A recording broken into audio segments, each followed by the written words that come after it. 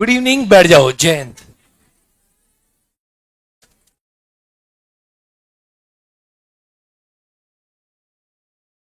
चलो भाई, क्या हाल है आपका?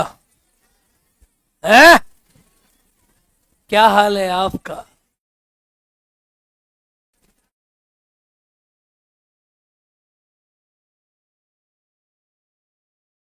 हमारा हाल बेहाल है। हैं? क्या है ये? नंबर बताओ, पावर पैक का है क्या? दिखाओ जरा 26। ऐसे मत लाओ, एक बार में लाना सब। अभी रुको बस, सब आएगा, टेंशन ना लो, सब आएगा ये। एनसीईआरटी है। कैसे पेज नंबर क्या है? क्या करूं इसका मैं? 28 सदस्य थे। एनसीईआरटी में थोड़े एरर हैं कहीं कहीं पर। ठीक है, उस पर ध्यान नहीं देना इतना ज़्यादा। थोड़ा एनसीईआरटी में है। माउंटबेटन योजना तुम इतिहास से पढ़ोगे, माउंटबेटन प्लान क्या है। हालांकि मैं बताऊंगा। 17 किताब लाना एक बार जरा। नहीं लाया? चलो, ये पहले संविधान सभा हम खत्म कर लेते ना, सब आएगा उसमें। अंतरिम सरकार पढ़ेंगे ना, उसमें आ जाएगा ये। ठीक है, अंतरिम गवर्नमेंट यही था। चलो। हैं? क्यों बता दूं, तुम आए नहीं थे? अब मेन से पढ़ेंगे संविधानवाद, बहुत बड़ा टॉपिक है वो। दिखाया था ना, मेंस का नोट दिखाया था ना मैंने। तो था संविधानवाद। वो बहुत बड़ा टॉपिक है संविधानवाद, छोटा मोटा टॉपिक नहीं है। डन है। समझ में इतना ही आ गया। सीमित सरकार को संविधानवाद कहते हैं। किसको कहते हैं? जहां सरकार की शक्ति क्या करी जाए, सीमित, उसे क्या कहते हैं? संविधान। बस। बाकी इसकी बहुत बड़ी फिलॉसफी है। मेंस के नोट्स खरीदे मार्केट से, पहला चैप्टर संविधानवाद ही है इसमें। चलो भाई, शांत होके आगे बढ़ो।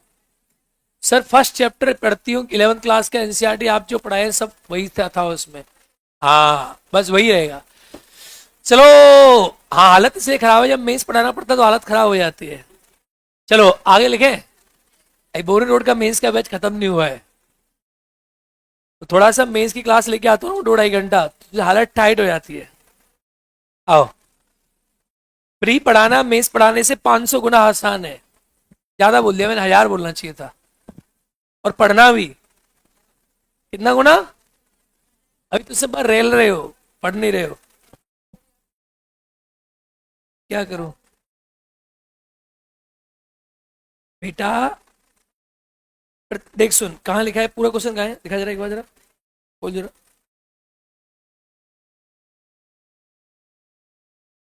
बैठक और सत्र होगा उसमें। कहाँ है ये?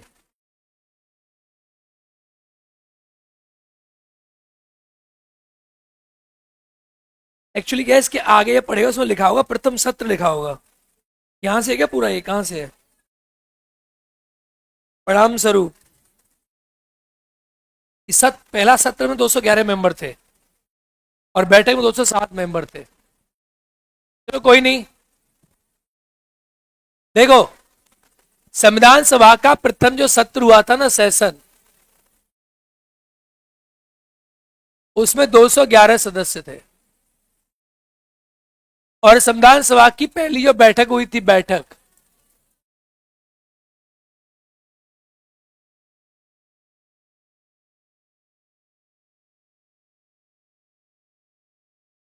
डन।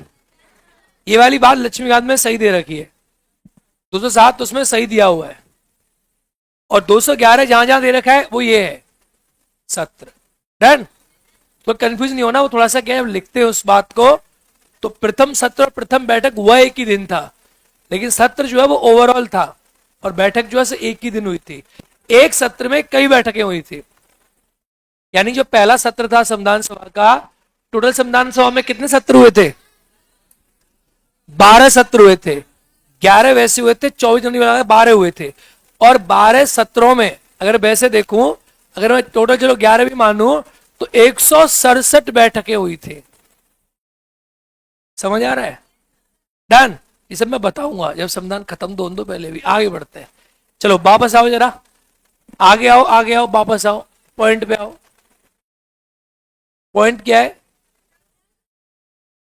संविधान सभा की क्या? संविधान सभा की समितियां। देखो भाई, तो संविधान सभा कहां तक बन गई थी? संविधान सभा कहां तक बन गई थी? कहां तक बन गई थी? हाँ, हमने कहा था संविधान सभा में, संविधान सभा की पहली बैठक हुई कितनी तारीख को हुई? कहां हुई? कहां हुई? इसमें अस्थायी अध्यक्ष कौन थे? क्यों थे? क्या थे? क्या थे? क्या थे? बैठक कहां हुई? दिल्ली में। क्या था? केंद्रीय मुस्लिम लीग ने भाग लिया, विदेशी रियासतों ने भाग लिया? अरे बोलो हाँ या ना? नहीं भाग लिया? अच्छा, तो संविधान सभा की पहली बैठक हुई, इस बैठक में स्थायी अध्यक्ष कौन बने? राजेंद्र। कौन सी तारीख को बने? 11/1900। अरे हाँ या ना? ये क्या बने इसके? स्थायी अध्यक्ष। स्थायी अध्यक्ष। इसके में उपाध्यक्ष कितने थे? कितने थे? अच्छा, पहले मनोनीत कौन थे? फ्रैंक। फ्रैंक।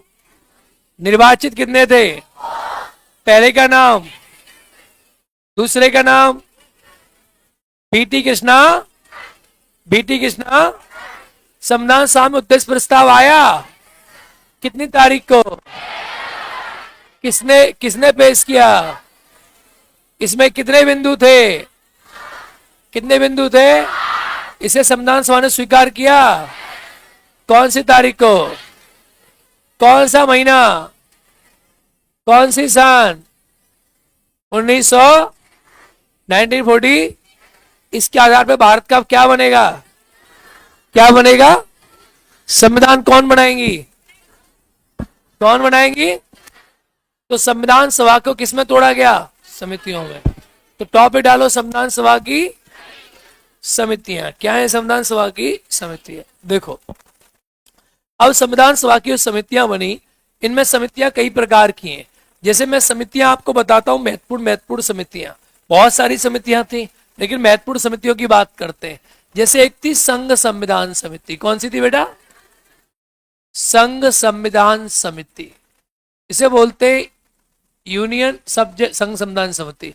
एक है बेटा संघ विषय समिति। क्या है बेटा? संघ विषय समिति। एक है बाबू राज्यों के लिए समिति। कौन सी है? राज्यों के लिए समिति। क्या नाम है इसका? राज्यों के लिए समिति। बात समझ आई या नहीं आई? ये समिति है संघ संविधान समिति, संघ विषय समिति, राज्यों के लिए समिति। तो इन समितियों का, ये 3 समिति हैं। इसके अध्यक्ष कौन थे? इन तीनों के नाम, एक नाम लिख देते। क्या नाम था? जवाहरलाल नेहरू। इन तीनों के समितियों के अध्यक्ष थे जवाहरलाल नेहरू। यानी संघ का संविधान जो बनेगा उसको देखेंगे जवाहरलाल नेहरू, और संघ के विषय बनेंगे उसे देखेंगे जवाहरलाल नेहरू, और राज्यों के लिए समिति बनेगी उसे देखेंगे जवाहरलाल नेहरू। इसके बाद थी फिर प्रांत संबंधी समिति। इसका नाम था प्रांत संविधान समिति, प्रांत संविधान समिति, प्रांत विषय समिति। प्रांतों के विषय कि प्रांतों में क्या हो रहा है, प्रांत विषय समिति। फिर थी मूल अधिकार समिति। क्या नाम था? मूल अधिकार समिति। ये फंडामेंटल राइट्स में क्या लिखा जाएगा। फिर थी अल्पसंख्यक समिति, कि अल्पसंख्यकों के क्या अधिकार होंगे, इनके पास क्या क्या पावर होगी, ये क्या कर पाएंगे और क्या नहीं कर पाएंगे, ये सब डिसाइड कर रहे थे सरदार वल्लभ भाई पटेल। क्या नाम था इनका? सरदार पटेल। फिर देखो, अब मूल अधिकार पर 2 समिति थी, यानी मूल अधिकार पर 2 समिति काम कर रही थी। एक काम कर रही थी, सर सिर्फ 12th क्लास की एनसीईआरटी पढ़ लूंगी सारे सब्जेक्ट में तो हो जाए। कुछ नहीं होगा, 12th क्लास की एनसीईआरटी नहीं पढ़नी है। हर विषय की एनसीईआरटी अलग अलग है, तुम्हें क्लास में बताई नहीं कि कौन सी पढ़नी है, बस तो किसका? 11th क्लास तो पॉलिटी का है, बाकी को तुम्हें बताया गया होगा, छठवीं से 12वीं सबकी, हर विषय की अलग अलग है। अब तुम्हें जानना तो सर्च कर लेना यूट्यूब पे जाके, पॉलिटी कौन, मैंने बता रखा है, मैंने वीडियो बना रखा है हर विषय की कौन सी पढ़नी चाहिए। पर अब यहाँ इस बातों को, यहाँ कुछ और टॉपिक पे आओ। संघ संविधान समिति ये हो गया। अब मूल अधिकार की दो समिति थी, एक थी मूल अधिकार उप समिति, यानी जो मूल अधिकारों की उप समिति, एक तो थी मेन समिति, एक थी मूल अधिकार उप समिति। ऐसे ही थी अल्पसंख्यक उप समिति, क्या नाम था इसका? अल्पसंख्यक उप समिति। तो इन दोनों समितियों को कौन देख रहा था? इसके अध्यक्ष थे मूल अधिकार उप समिति के आचार्य जेबी कृपलानी, आचार्य जेबी कृपलानी ये देख रहे थे इस समिति को।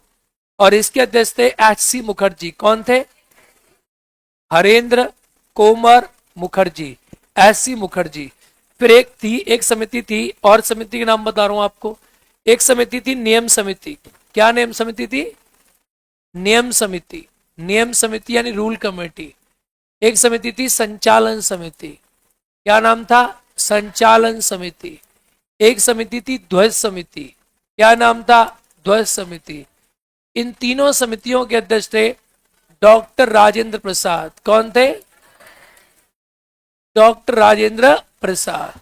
यानी सदन के नियम कैसे चलेंगे, सदन में संचालन कैसे होगा, कौन आएगा, कौन जाएगा, कौन कब आएगा, कौन कब जाएगा, कौन क्या काम करेगा, ये सब कौन देगा? डॉक्टर राजेंद्र प्रसाद। इसका नाम है सदन समिति, संचालन समिति और झंडा समिति, ध्वज समिति। तो ये थी मेन कमेटीज। इनके अध्यक्ष कौन हो गए? ये सारे मैंने आपको बताए। इसके अलावा देखो, सदन समिति में दो प्रकार की समिति थी। मैंने बोला है नियम समिति, संचालन समिति, ध्वज समिति। अब एक समिति का नाम था कार्य संचालन समिति। कार्य संचालन समिति। तो कार्य संचालन समिति उस ऊपर वाली से अलग है। कार्य संचालन समिति के अध्यक्ष थे के.एम. मुंशी, कन्हैया लाल मणिकलाल मुंशी। इसका नाम है कार्य संचालन समिति। और दूसरी कमेटी का नाम है सदन समिति। क्या नाम है? सदन समिति। इसके अध्यक्ष थे पट्टावी सीतारमैया। क्या नाम था? पट्टावी सीतारमैया, सदन समिति। डन। और एक थी क्रेडेंशियल समिति। क्या नाम था? क्रेडेंशियल समिति। एक का नाम और था क्रेडेंशियल, कि भाई सदन के क्रेडेंशियल कैसे चल रहे हैं। अगली समिति का नाम है क्रेडेंशियल समिति। क्या नाम है? क्रेडेंशियल समिति, कि भाई क्या हो रहा है। इसके अध्यक्ष कौन थे? अलादी कृष्णा स्वामी अय्यर। इसका नाम था अलादी कृष्ण स्वामी अय्यर। तो ये समिति है। आप इनके बारे में एक बार आप लोग इन समितियों के बारे में एक बार क्या करें, लिखें। जैसे ये मैंने बना दिया, ये है इनके नाम, ये है इनके नाम। तेरी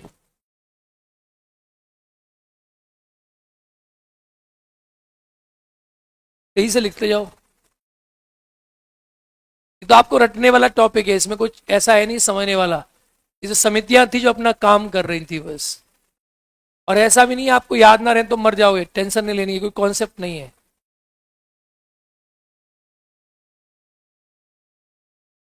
लिखो।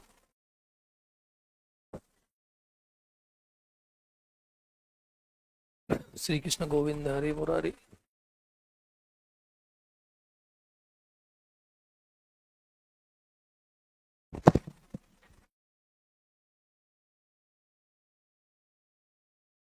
सर प्रारूप समिति बता दीजिए। बेटा प्रारूप समिति तो सबसे मेन समिति है।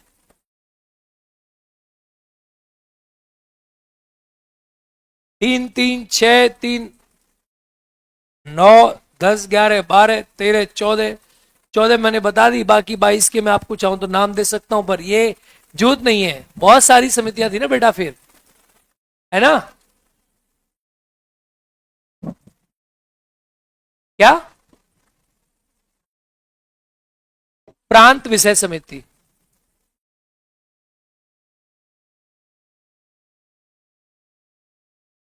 उसका नाम है प्रांत विषय समिति।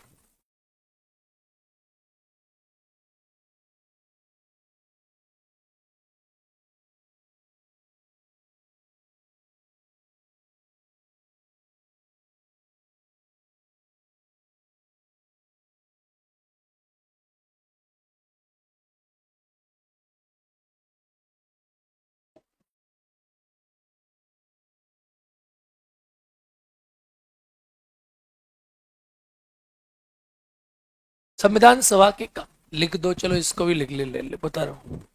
एक और लिख दो, चलो लो। कहां लिख दूं? यहां लिख दूं बेटा? चैन तो नहीं पड़ेगा तो लो, लिख ही लो फिर, दर्द बहुत है सीने में। संविधान सभा के कार्यों के लिए समिति, एक्चुअली बहुत कमेटी है ना, तो इसका भी नाम लिख ले। संविधान सभा के कार्यों के लिए समिति।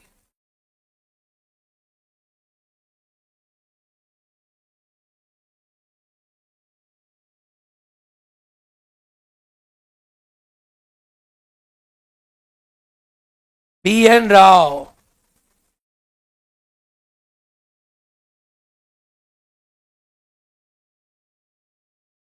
और कुछ? डन। इतनी अगर तुमने याद कर ली ना, सर पीडीएफ भी डलवा, प्रैक्टिस कैसे करें सर, पीडीएफ पीवाईक्यू का, बेटा पीवाईक्यू का पीडीएफ। ये क्या हो गया? पीवाईक्यू का जो पीडीएफ है वो आपको डला है सब सब्जेक्ट का। फिर मेरे मुझसे क्या ज्ञान मांगते हो? डलवा देते हैं, चलो पॉलिटी का पीवाईक्यू का पीडीएफ जो बीपीएससी पीवाईक्यूज है। डन।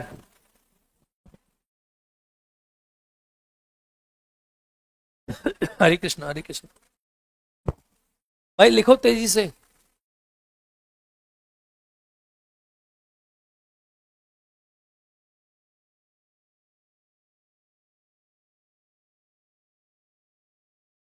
चौबीस सौ नहीं, आप 3500 पढ़ना, 3500 प्लस।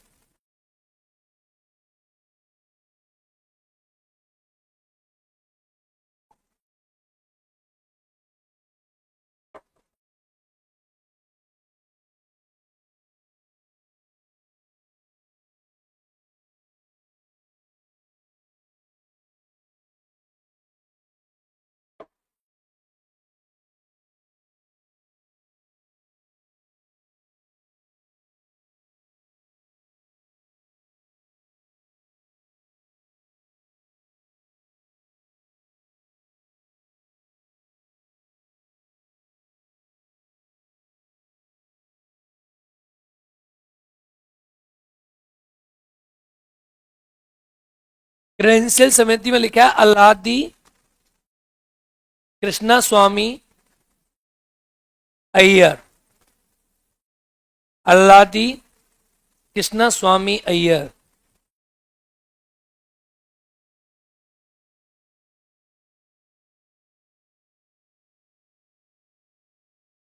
संविधान सभा के कार्यों के लिए समिति। डन। और लास्ट लिखा है क्रेडेंशियल समिति। हो गया भाई, इतना याद कर लोगे? कितनी कमेटी हो गई?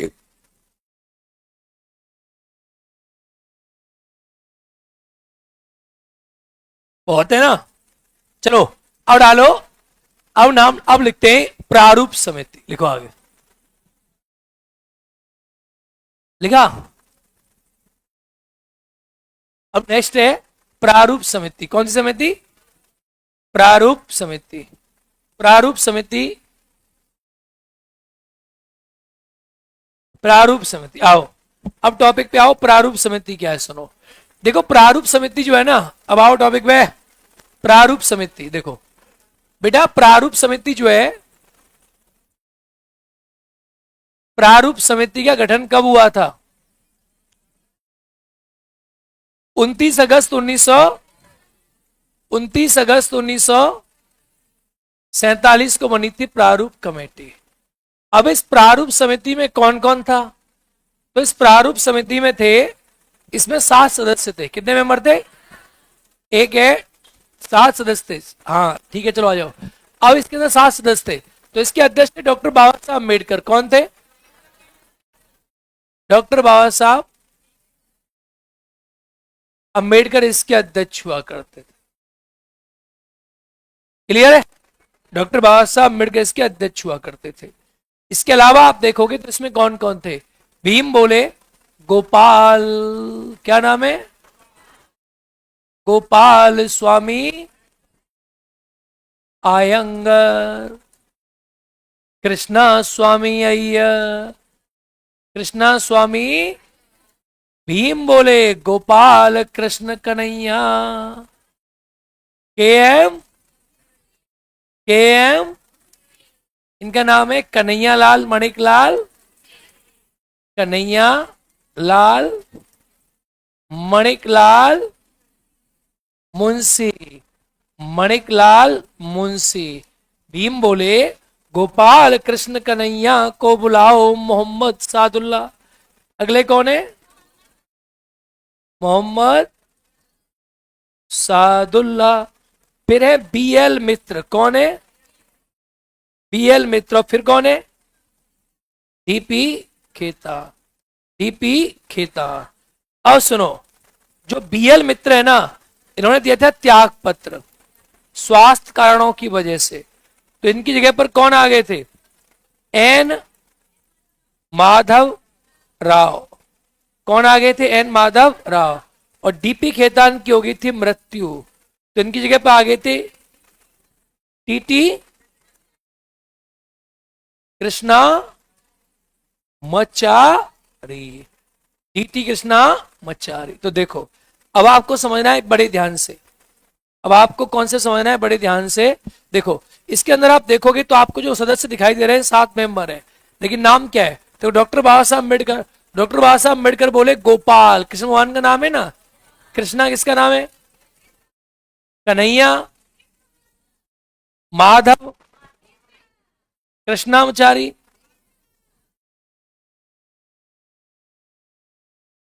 तो देखो, डॉक्टर बाबा साहब भीम बोले, गोपाल कृष्ण कन्हैया को बुलाओ मोहम्मद सादुल्ला।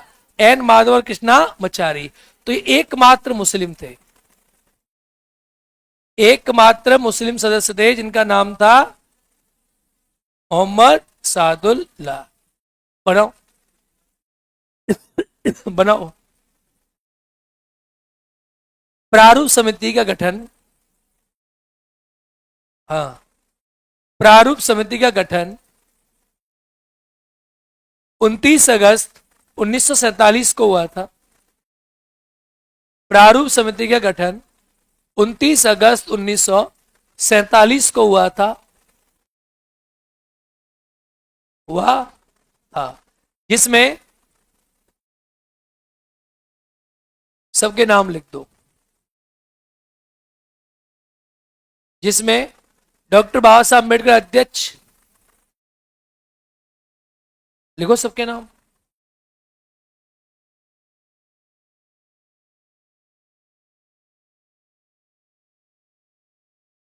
गोपाल स्वामी अयंगर,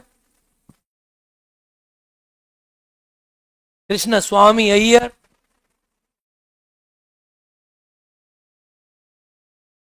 सबके नाम लिखते जाओ।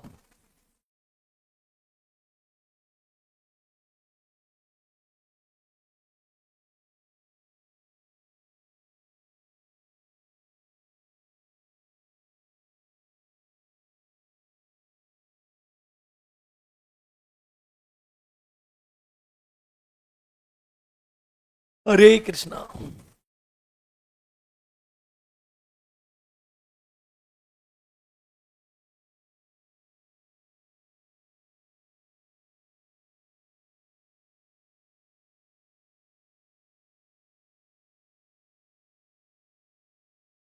डीपी खेतान,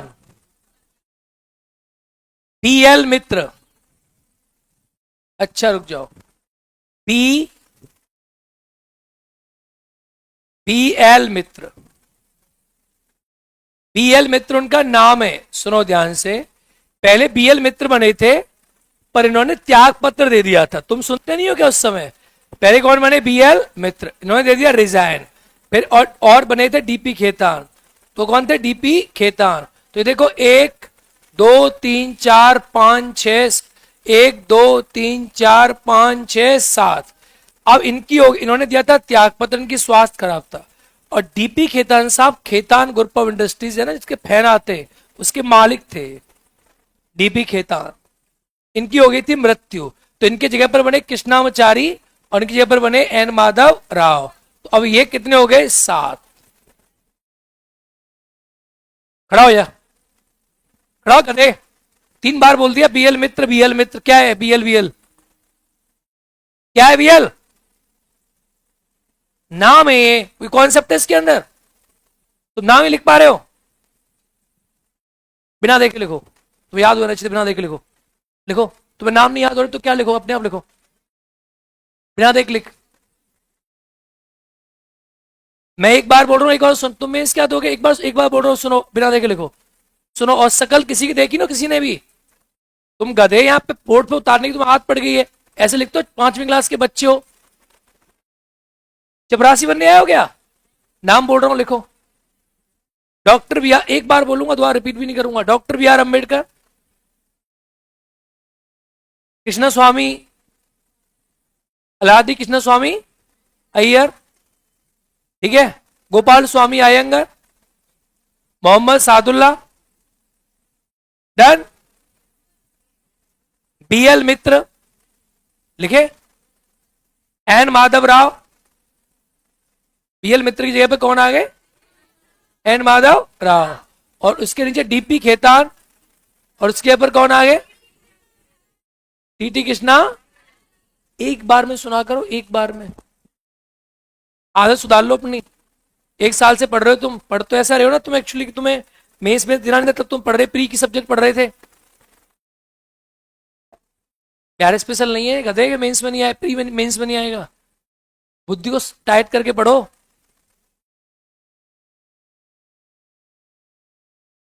बीएल मित्र और अपने स्किल को डेवलप करो। स्किल डेवलपमेंट क्या है? पहला काम, जो बच्चा देख के लिखे हो कभी पास नहीं होगा मेंस में। सिर्फ सुना करो, एक बार में सुनो और लिख दो, खत्म। ये मैं लिख रहा हूं, ये लिखना ही नहीं चाहिए मुझे, मैं लिखाता नहीं हूं इतना बोर्ड के ऊपर, क्योंकि बच्चे क्या करते हैं, लुल्ल होते हैं, सब लिख ही नहीं पाते हो, और फिर मेंस में आके आधी स्पेलिंग गलत लिखेंगे। अब से बोर्ड पे लिखूंगा नहीं, खत्म, सिर्फ बोलूंगा और लिखो। Right, next. तो मैं ना यहां, चलो, तो क्या हुआ अब समझो, कहानी समझो। पॉलिटी में देखो, आपको क्या है, भूगोल में आपको मैपिंग बनानी है। पॉलिटी में आपको समझना है कि ऐसा हुआ क्यों। आपका ध्यान रहता है कॉपी सजाने में, लिखने में, दिमाग को ध्यान देना ऐसा हुआ क्यों। आपने ये ध्यान नहीं दिया, आप फैक्ट याद करो कि इसके अंदर मुस्लिम भी थे। ऐसा नहीं हमारे संविधान का प्रारूप जो है इन्होंने ही बनाया, इस पर ध्यान दो। मैंने कहा बीएल मित्र है, तो बीएल मित्र ने रिजाइन दिया, इनका स्वास्थ्य खराब था। ये चीज पूछी जाएगी, इन्होंने त्याग पत्र दिया था, क्यों? स्वास्थ्य कारणों से। डीपी खेतान की मृत्यु हो गई थी, क्यों? अब मृत्यु तो कैसे भी हो सकती है। तो कौन बने किया? टीटी कृष्णा मचारी। बात समझ आई नहीं आई? तो ऐसे करके जो है ये हमारी संविधान सभा की प्रारूप समिति थी।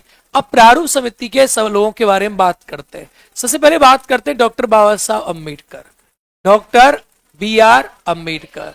डॉक्टर बाबा साहब अम्बेडकर जो है, इनके बारे में थोड़ी सी बातचीत करते हैं। देखो मेरे प्यारे बच्चों, डॉक्टर बाबा साहब अम्बेडकर जो है ये संविधान सभा में कैसे आए।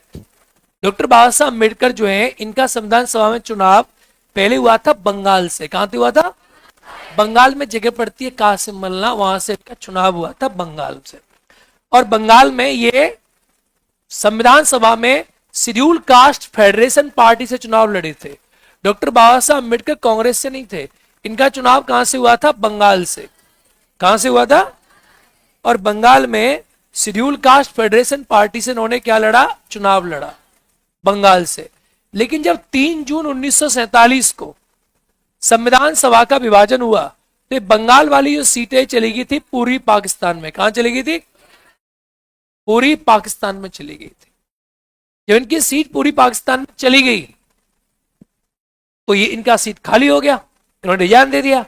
अब इनको क्या हो गए, संविधान सभा में कैसे आएंगे? और संविधान सभा की बैठक हो चुकी थी, संविधान सभा काम कर रही थी। तो महात्मा गांधी ये चाहते थे कि संविधान सभा में डॉक्टर बाबा साहब अम्बेडकर आए। देखो, महात्मा गांधी और बाबा साहब अम्बेडकर के बीच में ना कोई बहुत बड़ा वो नहीं था। जो लोग थोड़े से गंवार टाइप के, उनको लगता है कि दोनों अलग अलग थे, जिन्होंने पढ़ा नहीं है। जिन्होंने बहुत गहरा पढ़ा होगा ना, उन्हें पता है कि दोनों की सोच में कोई बहुत अंतर नहीं था। दोनों ही एक प्रकार से न्याय ही चाहते थे, दोनों का कॉन्सेप्ट न्याय ही था, लेकिन दोनों का रास्ता अलग अलग था। बस दोनों की बात एक ही थी। तो महात्मा गांधी चाहते थे कि डॉक्टर बाबा साहब अम्बेडकर संविधान में रहे। क्यों? देखो, इस दौर में सोचो, देखो 9 दिसंबर 1946 से 29 अगस्त 1947 कितना समय हो गया? करीब 11 महीना। इस दौर में भारत का संविधान बन चुका था, बना दिया था BN राव ने। बेनेगल नरसिंह राव संविधान सभा के सलाहकार थे। SN मुखर्जी संविधान सभा में चीफ ड्राफ्टमैन तो बाद में बने। तो इसको देखोगे तो BN राव बना चुके थे संविधान। लेकिन BN राव ने बोला कि संविधान में ना, हमें अपने संविधान में और एक्सपर्ट लोग चाहिए। तो महात्मा गांधी जी चाहते थे कि संविधान का निर्माण डॉक्टर बाबा साहब अम्बेडकर भी करें, उनका इसमें योगदान निश्चित होना चाहिए। वो बताएंगे कि प्रारूप कैसे बनेगा, क्योंकि बाबा साहब अम्बेडकर ने, पहले आपको बताऊं, बाबा साहब अम्बेडकर पहले ना इकोनॉमिक्स से पढ़े हुए थे, पता आपको? जब बाबा साहब अम्बेडकर ने इकोनॉमिक्स पढ़ी थी, PhD उसी से करी थी उन्होंने, जब उनको बाद में समझ आया कि इकोनॉमिक्स पढ़ के काम नहीं चल सकता, देश चलाती है राजनीति, तो उन्होंने फिर पॉलिटिकल साइंस से पढ़ाई करी बाबा साहब अम्बेडकर ने। और उन्होंने खुद कहा कि जब तक राजनीति में भागीदारी नहीं करोगे, विकास नहीं हो सकता, क्योंकि देश राजनीति चलाती है। आप कितने पढ़े लिखे व्यक्ति हो, बहुत बड़े अर्थशास्त्री हो, तो प्रधानमंत्री नहीं हो ना, खत्म बात। आप मुझे बताओ, नीति आयोग का अध्यक्ष कौन है? फाइनेंस कमीशन के अध्यक्ष का नियुक्ति कौन करता है? फिर तो तुम क्या कर लोगे सब कुछ बन के? जब तक हमारे देश में राजनीति सब डिसाइड करती है, राजनीति से सब डिसाइड होता है, उससे डिसाइड नहीं होता। देश की अर्थव्यवस्था कैसी है, डिसाइड राजनीति करती है। कौन करती है? न कि अर्थव्यवस्था डिसाइड करती है इसको। आपको कैसा लगता होगा? अभी तक नहीं लगता तो आपको नहीं चाहिए, क्योंकि आप ये जानते हैं कि नीतियां सरकार लागू करती है, सरकार मतलब राजनीति, कानून संसद बनाता है, संसद मतलब राजनीति। तो डॉक्टर बाबा साहब अम्बेडकर को पता चल गया था कि भैया पॉलिटिक्स पढ़नी पड़ेगी, राजनीति। और उन्होंने विश्व के सभी संविधानों का अध्ययन किया था, और राजनीति उनकी अच्छी कमांड थी, बढ़िया कमांड उनकी बन गई थी। अर्थशास्त्री होते तो यहां कुछ नहीं होता उनका। फिर संविधान सभा में क्या करते हो बताओ? हाँ, अरे अर्थशास्त्रियों क्या काम है देश में, संविधान में? वो छोटा मोटा काम करते हैं अपना, व्यवस्था बढ़ी कम हुई, भाई बजट पेश तो प्रधानमंत्री करवाते ना वित्त मंत्री से, उसकी नियुक्ति करते हैं। बनाते वो पर्दे के पीछे रहते हैं इकोनॉमिक्स वाले लोग ना, बनाते हैं पर बनवा। अच्छा एक बात हो, तुम किसी को खाना खिलाओ तो तुम्हारे खाने की बड़ाई होगी कि तुम मालिक हो, या तुमने किसी को दावत दी तो हलवाई की बड़ाई होगी क्या? वो हलवाई होते, सिंपल। तुम किसी के यहाँ खाना खाने गए और दावत उड़ी, तुम किसी पार्टी में गए, तो तुम ये बोलते हो भाई साहब बड़ी अच्छी खाना था, या ये बोलते हो भाई साहब आपका हलवाई क्या से मुझे 500 रुपए देने? बताओ। तो बजट बनाना तो उनका काम है, हलवाइयों का, लेकिन जिम्मेदारी सरकार की ना, सीने पे तो PM खड़ा है ना, वो बोलता है ना मैंने बजट पेश किया है, मेरा बजट है। अब तुम समझ गए, वो तो हलवाई वाली भूमिका में हो गए। डन। अब देखो क्या है, तो बेसिकली क्या है, बंगाल से थे पहले, अब इनकी सीट चली गई, तो कांग्रेस ने क्या किया, कांग्रेस ने MR जायकर, एक व्यक्ति थे MR जायकर, कांग्रेस ने MR जायकर साहब को बिठाकर, MR जायकर ये कांग्रेस से थे, उस सीट पे थे, उनको बिठाया कि डॉक्टर बाबा साहब अम्बेडकर को लाया जा सके, इनको बिठाकर महाराष्ट्र की पुणे सीट से, कहां से, महाराष्ट्र की पुणे सीट से, मुंबई महाराष्ट्र में पुणे सीट पड़ती, कौन सी पड़ती है, पुणे सीट से डॉक्टर बाबा साहब अम्बेडकर को संविधान सभा में लाया गया और फिर लाने के बाद इनकी अध्यक्षता में प्रारूप समिति का किया गया गठन, जिसने भारत के संविधान का निर्माण किया। अब समझ आया, आया समझ, तो लिखो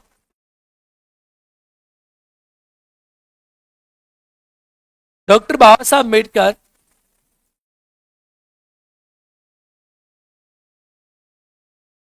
का निर्वाचन पहले, डॉक्टर बाबा साहब अम्बेडकर का निर्वाचन पहले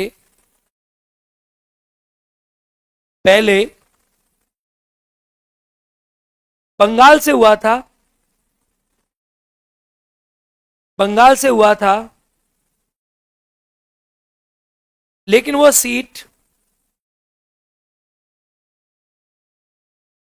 सीट विभाजन के बाद पूरी पाकिस्तान में चली गई, वो सीट विभाजन के बाद पूरी पाकिस्तान में चली गई, जिस कारण से डॉक्टर बाबा साहब अम्बेडकर को महाराष्ट्र की पुणे सीट से, महाराष्ट्र की पुणे सीट से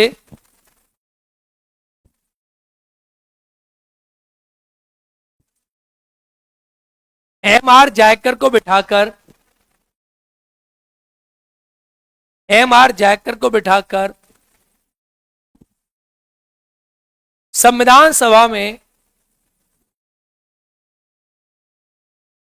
निर्वाचित किया गया था।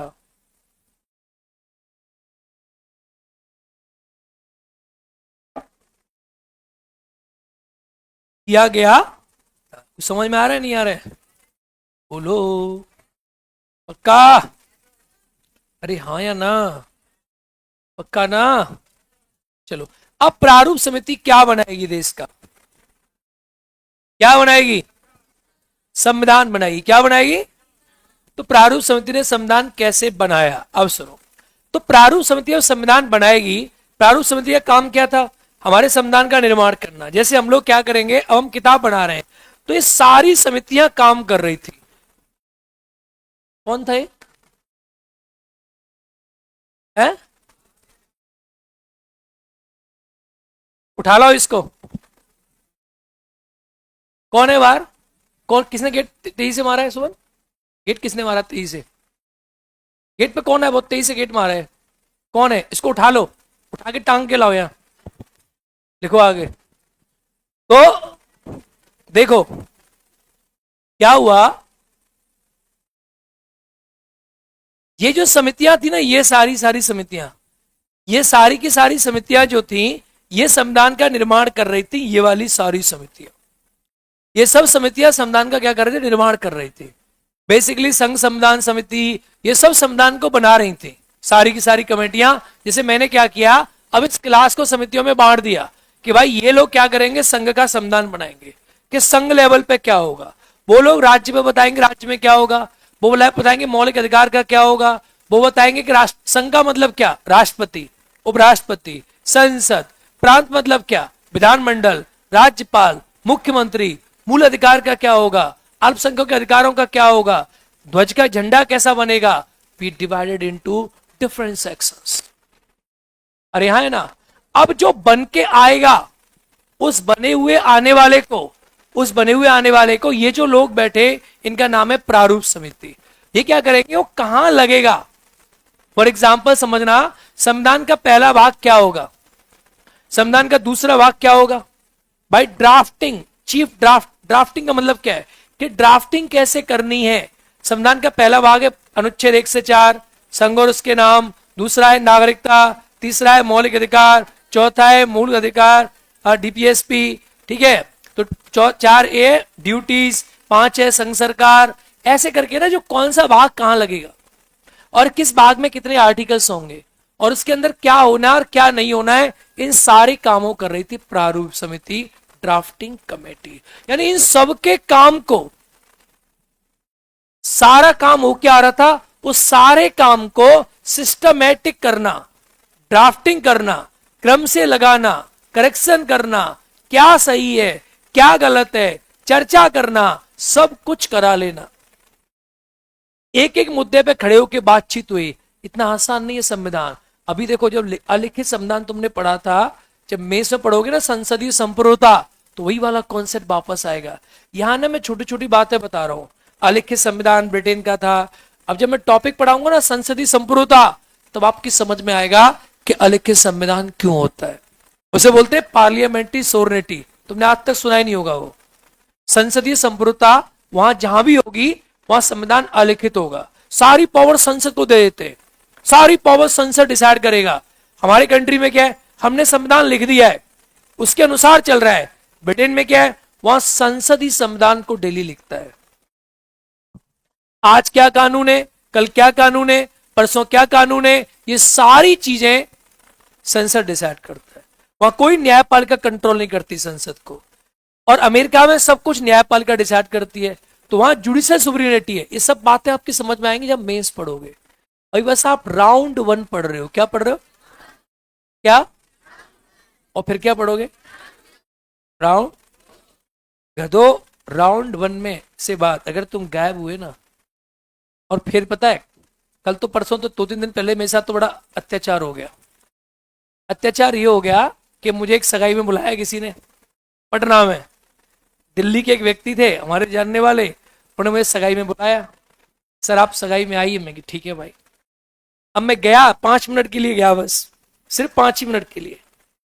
अब वहां उनके लड़के के पिताजी ने कहा कि देखिए सर, ये लड़की जो है, लड़का जो है एसबीआई में है, लड़की तैयारी करती है। किसकी तैयारी कर, कि लड़की तैयारी करती है बीपीएससी और आपसे पढ़ी है, इसलिए हमने शादी भी कर ली।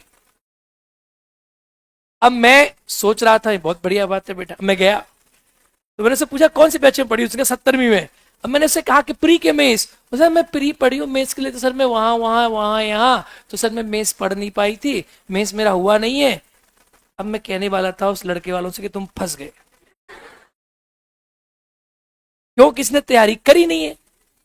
और वो मुझसे पता है क्या कह रहे हैं, वो कह रहे हैं सर हमने कितने रिश्ते आ रहे थे, हमने कहा लड़की ने बीपीएससी पढ़ा है और सर आपके यहाँ से पढ़ा है और आपका तो इतना वो है सर, ये वो, और हमें पूरी उम्मीद है लड़का एसबीआई में मैनेजर है और लड़की टीचर वीचर से क्या शादी करते, ये तो बनी जाएगी अधिकारी। मैं मन ही मन में सोच रहा हूं, मैं सोच भी रहा हूं कि क्या कहूं इनसे, मैं सोच रहा हूं कि मैं इनसे क्या कहूं कि ये तो मैं फंसा दिया इसने, ये प्री पढ़ने वाली है, इसने तैयारी करी नहीं है। अब मैं उसे बताने वाला था, मैं उसे ये भी नहीं कह पाया कि बेटा तुमने तैयारी करी नहीं है। अब मैंने कहा बहुत अच्छी बात है, बहुत बढ़िया बात है, सब सही बात है, और मुझसे बार बार कहे जा रहे हैं कि सर इसका हो जाएगा।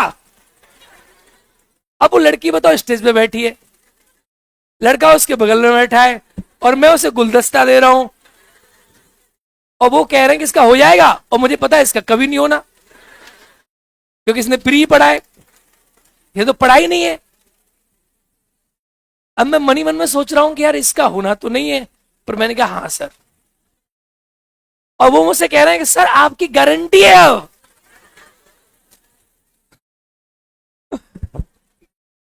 मैं सर देखेंगे देखेंगे हो जाएगा।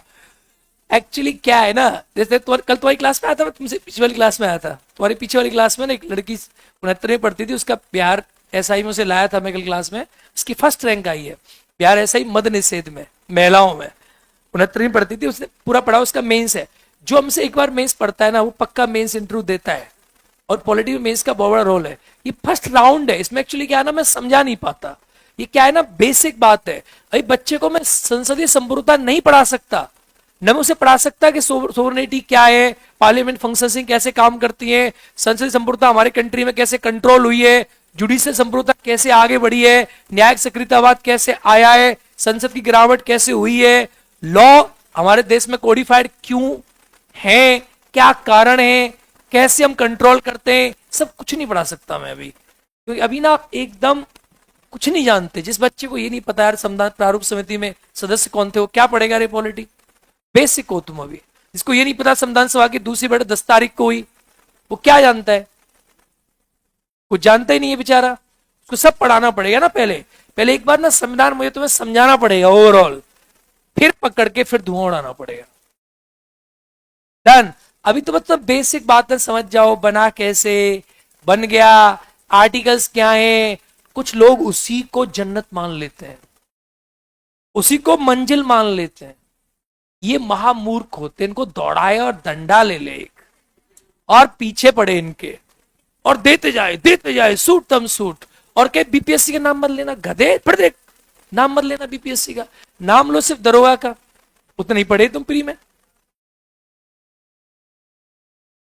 फिर अब मैं उसकी शादी से आ गया, सगाई से।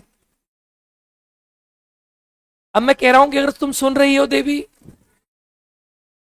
और ऐसी कोई भी देवी हो, तो कृपया मेंस पढ़ने के बाद, और लड़के वालों से लड़की वालों से अनुरोध है कि बच्चे की मेंस की कॉपी चेक करें, उसके बाद उसको ये बोले कि बीपीएससी तैयारी करता है। अदरवाइज आपके साथ बहुत धोखा हो जाएगा, ऐसा बिल्कुल नहीं है। डन। चलो आगे बढ़े, आगे बढ़ते हैं नेक्स्ट। चलिए, तो अब क्या आता है अगला पॉइंट। तो अब लिखा आपने, पूरा हो गया। महाराष्ट्र की पुणे सीट से, सर पहले ही पूछ लेती आप लड़के वालों को क्या पता था कि प्री पढ़ाई के मीन्स। लड़के वाले तो बेचारे ही सोच रहे होंगे सब पढ़ लिया। बात उसकी नहीं है, आप धोखा नहीं देना है, माँ बाप को धोखा नहीं देना। चलो आगे लिखो, हो गया ये। अब दिक्कत है कि लड़के वाले सुन ना लें, अब कुछ नहीं होने वाला। चलो आगे बढ़ते हैं। तो सगाई टूट जाएगी, ऐसे कैसे टूट जाएगी सगाई? पढ़ लेगी वो, ऐसा नहीं हो सकता। गलत बोल दिया मैंने, मुझे लग रहा है। इनको कौन से पता है किस लड़की की शादी थी? ऐसे तो मैं कई शादियों में जाता हूं। आगे बढ़ते हैं। अब ये सिद्ध कर रही है सर आप शादी तोड़वा दोगे। अब ऐसा नहीं होगा, टेंशन ना लो, वो बेचारी एडमिशन ले लेगी। आगे देख, एडमिशन तो उसने लिया ही है, बस पढ़ाई नहीं है, बस वो नोट्स बना लेगी। चलो आगे देखो,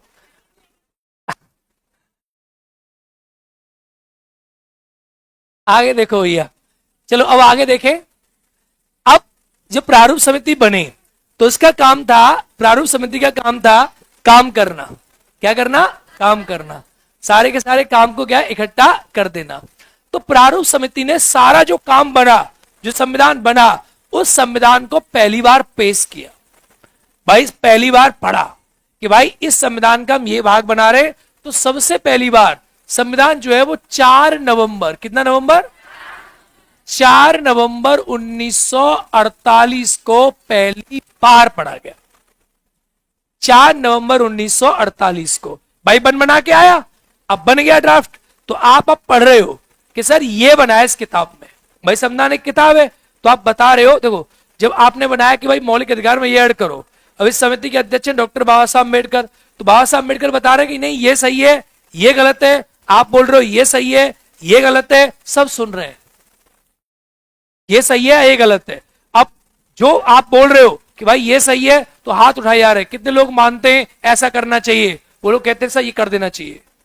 कितने लोग मानते हैं नहीं करना चाहिए? वो लोग कहते हैं नहीं करना चाहिए। तो आज जो तुम सुन रहे हो ना, आजकल जो आजकल टपोरी यूट्यूबर्स बता रहे हैं कि रिकॉल, राइट टू रिकॉल, ये वो, ये सब बातें संविधान सभा में हो चुकी हैं। सब बात है। राइट टू रिकॉल हमारी संविधान सभा में उठा था कि नेताओं को बीच में क्यों नहीं बिठा देते, वापस क्यों नहीं कर देते। इस पर बहस भी हुई थी। लेकिन हमारे देश का शर्म यह है कि हमारे देश के यूट्यूबर्स और लोगों ने संविधान का वो नहीं पढ़ा, डिबेट नहीं पढ़ी है, वाचन नहीं पढ़ा, बस चैट जीपीटी पढ़ लेते हैं, उसके बाद काम चल जाता है। डन। तो उसमें सब बहस हुई थी, एक एक मुद्दे पर चर्चा हुई कि नेताओं की योग्यता होनी चाहिए कि नहीं होनी चाहिए। सब बातें रिजेक्ट हुई। क्यों रिजेक्ट हुई? इसके पीछे लॉजिक है, सब आपकी समझ में सब विकसित करूंगा धीरे धीरे। तो 4 नवंबर से 1948 से लेकर 9 नवंबर 1948 तक संविधान सभा में चर्चा हुई। देखो आजकल के लोगों को लगता है कि नेता पढ़े लिखे होने चाहिए। आपको भी लगता है?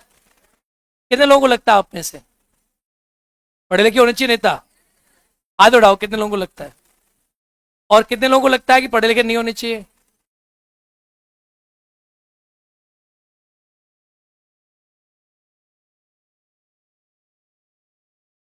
अच्छा, कितने लोगों को लगता है, कितने लोग आप में से जानते हैं कि नेता की परिभाषा क्या होती है?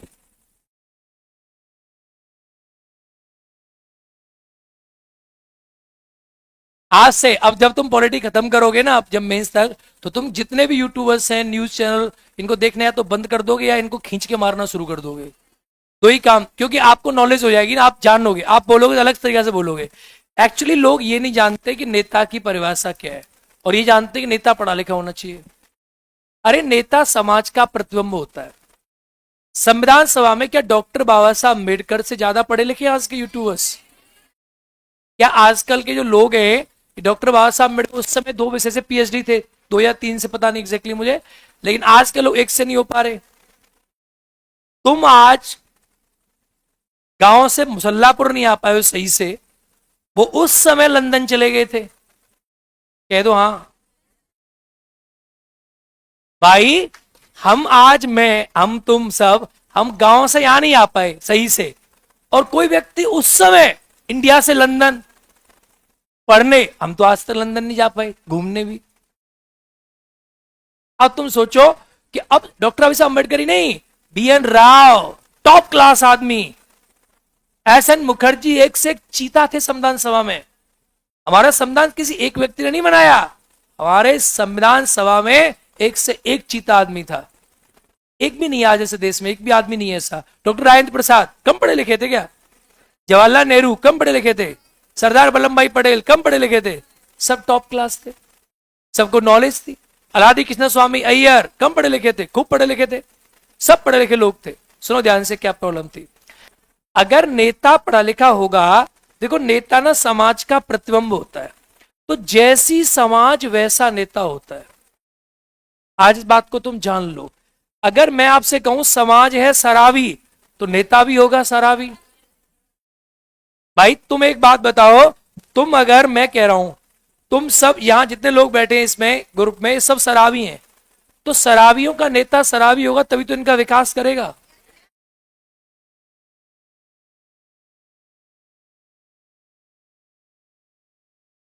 चलो दूसरा समझते हैं। अगर ये लोग है, ये लोग है जनजाति, कौन लोग है? अब जनजाति अपना, अपनी भाषा, अपनी मातृभाषा, अपनी प्रथा, अपने ट्रेडिशन का विकास करना चाहती है, और तुम जनजाति में ऐसा नेता बिठाओगे जो पॉलिटिकल साइंस से एमए होगा, इनमें से तो नहीं होगा, वो एमए होगा, तो आप मुझे बताओ क्या इस बात की गारंटी है कि वो पढ़ा लिखा नेता इस जनजाति की भावना, जनजाति की प्रथा, जनजाति के कल्चर का कल्याण कर देगा? इसकी क्या गारंटी है बताओ। तो नेता पता है कौन होता है? नेता होता है समाज का वो व्यक्ति जो समाज ने बनाया हो और उस समाज का कल्याण करने की क्षमता रखता हो, उसे कहते हैं नेता। क्या कहते हैं? लीडर। लीडर का मतलब होता है person who lead the community. तो जैसा समाज वैसा नेता होता है। अगर समाज पढ़ा लिखा है तो नेता पढ़े लिखे बनेंगे। भाई एक बात सोचो, अगर हमारी समाज में, हमारी ये समाज है, इस समाज में 2000 आदमी अनपढ़ हैं और 40 आदमी पढ़े लिखे हैं। अब इसमें नेता तो सब प्रकार के खड़े होंगे, लेकिन जिसका बहुमत होगा उसी का नेता बनेगा ना। तो अगर ज्यादा लोग पसंद कर रहे हैं अनपढ़ नेता को, तो नेता अनपढ़ बनेगा। अगर ज्यादा लोग पसंद कर रहे हैं पढ़े लिखे को, पढ़े लिखे की संख्या 80 हो गई, तो नेता पढ़ा लिखा बनेगा। तो अगर ये योग्यता निर्धारित कर देते तो जनता के साथ गलत हो जाता। अब तुम समझे कितना सिंपल कॉन्सेप्ट है, इसमें खूब बहस चली है। अगर तुम निर्धारित कर दोगे कि नेता एमए पास होगा, तो जनता जिसको चाहे वो बनेगा ना नेता, कि तुम बनाओगे नेता। तो लोकतंत्र किस बात का फिर?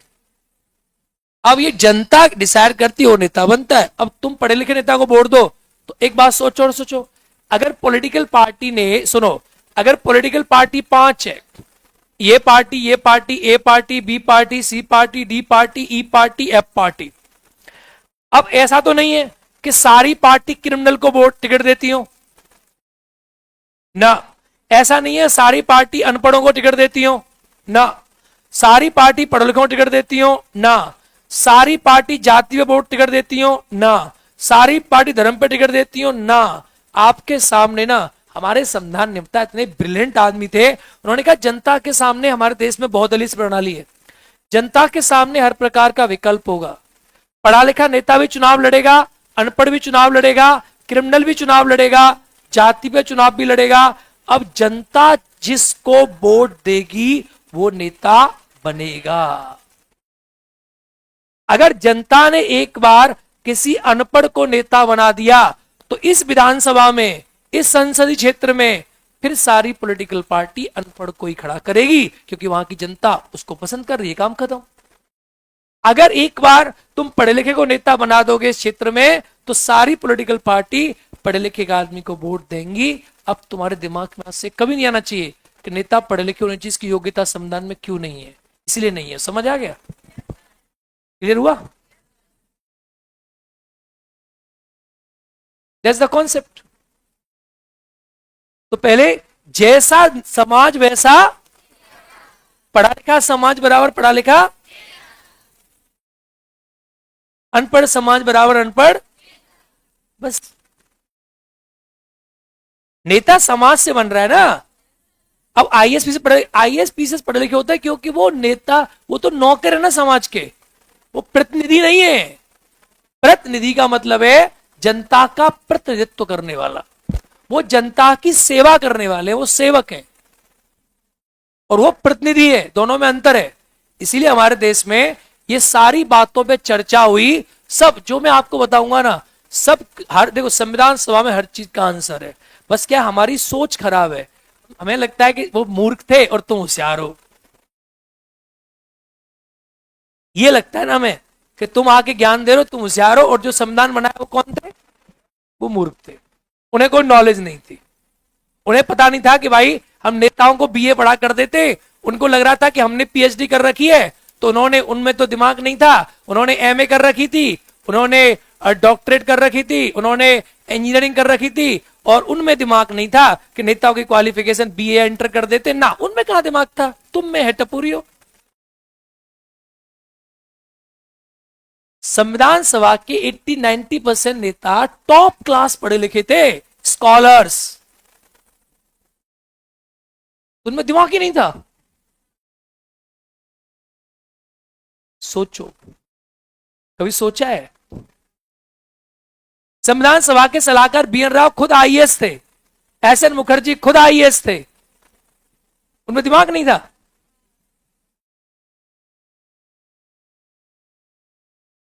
कॉन्सेप्ट क्या हो? पता है उन्होंने क्यों नहीं डिसाइड किया? उन्हें लगा क्या पता हम क्वालिफिकेशन बीए कर दें और हमारे आने वाले 50 साल बाद हमारा देश का हर व्यक्ति पीएचडी हो जाए, तो उन्हें बीए पढ़ा लिखा नेता अनपढ़ लगेगा। उन्हें क्या पता था कि आने वाले समय पे लोग बीए भी नहीं कर पाएंगे सही से, तो वो चाहेंगे कि नेताओं की क्वालिफिकेशन 10वीं पास कर दो। उन्हें यह लगा कि जितने हम हैं आज, उन लोगों को लगा कि हम लोग इतने पढ़े लिखे स्कॉलर्स हैं, विद्वान हैं, तो हमारा आने वाला समाज हमसे 100 गुना आगे होगा।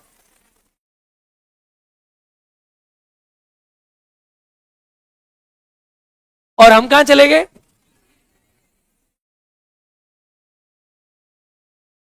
आपको समझ आया? चलो आगे बढ़ते हैं। तो ऐसा जब चर्चा हुई, पहली बार चर्चा हुई 4 नवंबर 1948 से, तो अपनी समझ पॉलिटी में, अपनी समझ विकसित करो। समझ, दिमाग रटनी नहीं है पॉलिटी, समझ होनी चाहिए। तभी मेंस, तभी इंटरव्यू, तभी इससे कुछ होगा। अगर आपको ज्ञान नहीं है, आप चीजों को जानते नहीं, सिर्फ रटा हुआ आपने, तो कोई फायदा नहीं है। देखो कितनी अच्छी मैंने बात बताई है कि नेता पढ़े लिखे क्यों नहीं थे। आपने 90% लोगों से गलत सुना होगा ना इसके बारे में। सब लोग गलत बताते हैं, उनको लगता है नेता पढ़े लिखे होने चाहिए, ये होना चाहिए, वो होना चाहिए। अरे समाज पढ़ा लिखा होना चाहिए, नेता अपने आप पढ़ा लिखा होगा। समाज को अनपढ़ रखो, नेता को पढ़ा लिखा रखो, ये कौन सी बात है? गधो। समाज पढ़ा लिखा होगा तो पढ़े लिखे नेता को वोट देगा और पढ़ा लिखा नेता बन जाएगा। अब समाज में 1000 आदमी इस क्लास में, अब 1000 आदमी में 70 आदमी अनपढ़ होंगे, 700, तो नेता कैसा बनेगा? अनपढ़। अगर इस क्लास में 600 आदमी पढ़े लिखे होंगे, नेता कैसा बनेगा? फिर तुमसे समाज पढ़ाया नहीं जा रहा, बच्चे पढ़ाए नहीं जा रहे, नेता पढ़ा लिखा चाहिए। बट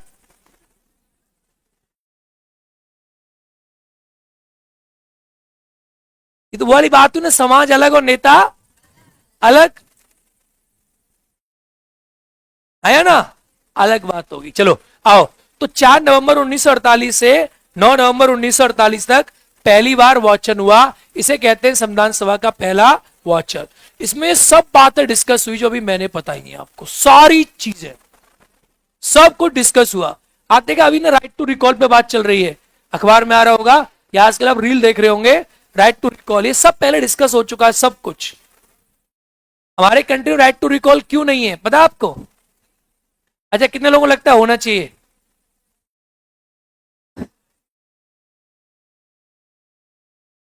और कितने लोगों को लगता है नहीं होना चाहिए? देखो राइट टू रिकॉल क्या है, सुनो, मेंस का कॉन्सेप्ट है, राइट टू रिकॉल है कि जनता अपने नेता को बैठा सके। नेता 5 साल के लिए बना, पर नेता को जनता 2 साल के बाद भी हटा सके, इसे कहते हैं राइट टू रिकॉल।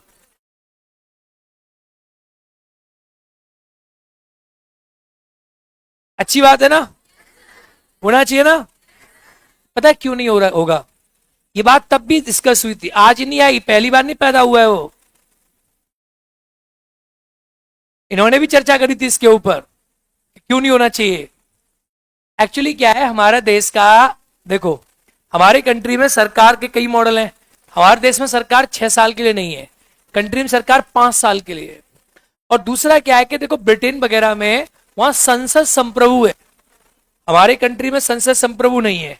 हमारे कंट्री पे न्याय नेता जो है, सुनो सुनना, हमारे कंट्री में बात थी कि हमारे कंट्री में जो नेता है, इन नेताओं को अगर हम रिकॉल करेंगे तो इससे क्या होगा कि अर्थव्यवस्था डगमगा जाएगी। क्यों? सरकार अनस्टेबल हो जाएगी और बार बार आपको चुनाव कराना पड़ेगा, बार बार। तभी तो सरकार वन नेशन वन इलेक्शन की बात कर रही है। एक चुनाव में इतना मोटा पैसा खर्च होता है, अगर तुम 2 साल में नेता बैठाओगे तो बार बार चुनाव कैसे कराओगे? सरकार आज गिरेगी, कल गिरेगी, परसों गिरेगी, आज ये एमपी कल ये सांसद, तो हमने 5 साल का रखा। दूसरा, हमारे कंट्री में ना नेताओं की संप्रभुता नहीं है, संसद की संप्रभुता नहीं है। हमारे कंट्री में न्यायपालिका का पुनरावलोकन भी है, और यह भी कहा गया कि अगर नेता सही से काम नहीं करेंगे तो न्यायपालिका पुनरावलोकन करेगी, इंटरवीन करेगी। ये सब आपकी समझ में आएगा मेंस के पॉइंट ऑफ व्यू से। इसे हमारे कंट्री में तो कोई पॉसिबल है ही नहीं। अगर ये हुआ तुम्हारी अर्थव्यवस्था एकदम खत्म हो जाएगी साफ, क्योंकि अर्थव्यवस्था चलती है राजनीति से। अगर सरकार स्टेबल है, अर्थव्यवस्था अच्छी चलेगी। इसके बहुत सारे कारण मैं आपको बताऊंगा, हो भी सकता है ऐसा नहीं खराब है, इसके फायदे भी हैं, इसके नुकसान बहुत ज्यादा है। आप मेंस में दोनों बात जानेंगे। अब आगे देखो, तो 4 नवंबर से 1948, 9 नवंबर 1948 ये पहली बार वाचन हुआ। दूसरा वाचन कब हुआ? दूसरा वाचन कब हुआ? 15 नवंबर 1948 से 17 अक्टूबर 1949। डन, 49 लिखा है मैंने। इसके बाद तीसरा वाचन कब हुआ?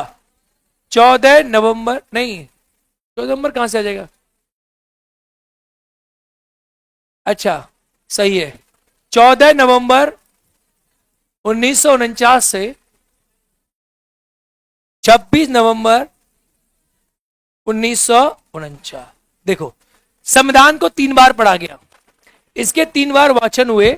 इसका पहला वाचन हुआ 4 नवंबर 1949 से लेकर 9 नवंबर 1948 तक, यानी ये इसका प्रथम वाचन है, इसे बोलते हैं प्रथम वाचन, जिसमें संविधान जो है पहली बार पढ़ा गया।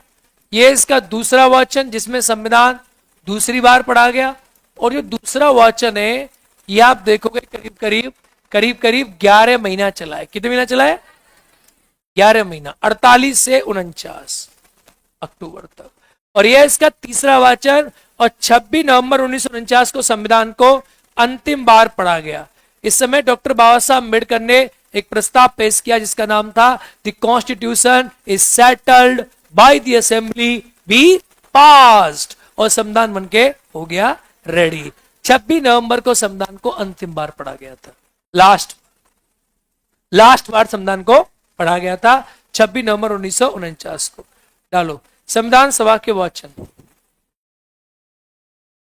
या संविधान के वाचन कहां है? क्यों, क्या हो गया? तो कोई चिट्ठी लिख के भेजेगा, घर जा रहे क्या? तो क्या ये वो है क्या? प्रॉपर चिट्ठी एक जगह लिख, पेपर पे लिख के भेज।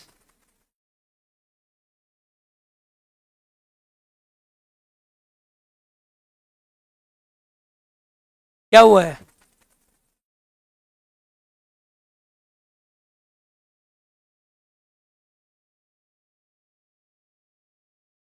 क्लास के बाद नहीं देख सकता था? चल जा, पूछ के जाना है, ऐसे लिख के ऐसे नहीं जाना है। उसको फिर 5 बार लिखना है, कहाँ जाना है, क्यों जाना है, किससे मिलने जाना है, फिर जाना है। ऐसा तो नहीं कहीं और जा रहा हो तू, कहीं 74 की व्यवस्था में तो नहीं है तू? चल जा, आगे लिखो। नेक्स्ट लिखो संविधान सभा के वाचन 4 नवंबर से 9 नवंबर 1948। लिख दो जल्दी से। प्रथम वाचन, दूसरा वाचन और तीसरा वाचन।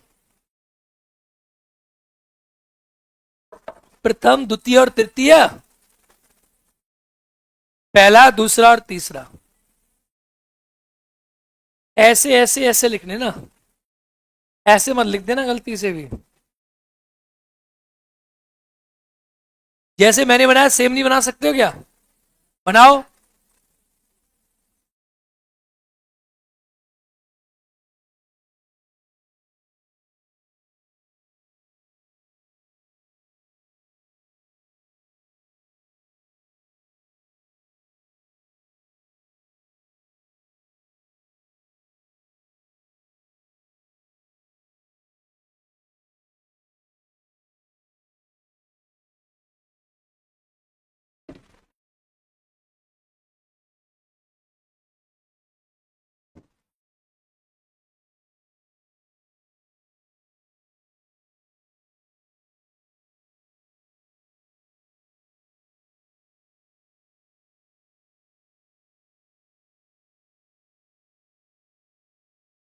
हो गया?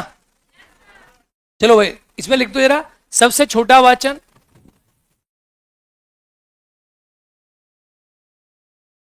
सबसे छोटा वाचन, और इसमें लिख दो अंतिम वाचन, अंतिम वाचन।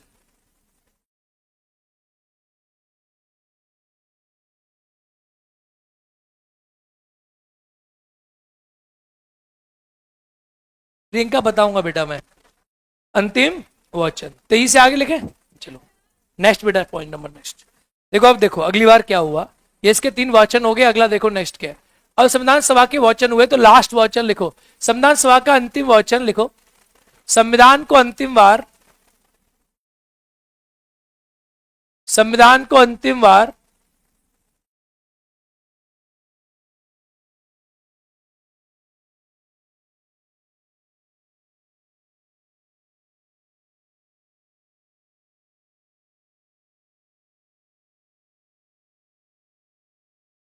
संविधान को अंतिम बार 26 नवंबर 1900, लिख दो आगे, 49 को पढ़ा गया। डॉक्टर बाबा साहब अम्बेडकर ने, डॉक्टर बाबा साहब अम्बेडकर ने संविधान सभा में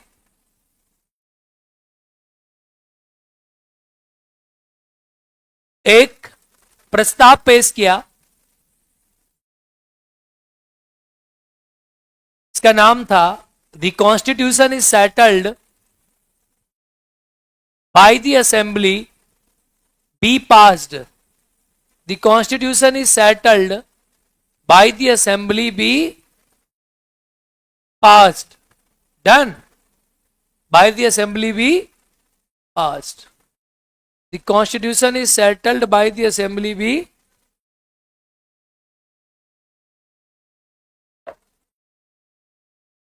बाई दी असेंबली भी पास। डन। लिखो संविधान सभा के सलाहकार, लिखते हो कुछ फॉन्ट लिखो, संविधान सभा के सलाहकार, संविधान सभा के सलाहकार बी एन राव थे, बी एन राव थे। संविधान सभा के सलाहकार बी एन राव थे। पूरा नाम लिख दो, बेनेगल नरसिंह राव लिखोगे, बेनेगल नरसिंह राव, और लिख दो पीछे कोष्टक में सिविल सेवक, सिविल सेवक, जिन्होंने जिन्होंने संविधान का पहला प्रारूप बनाया था,